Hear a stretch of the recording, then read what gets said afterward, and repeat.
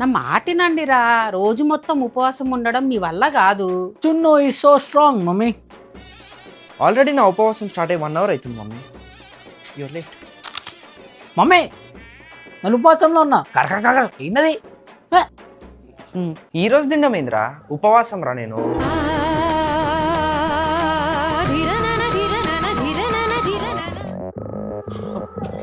అనవసరంగా స్టార్ట్ చేసిన ఉపవాసం.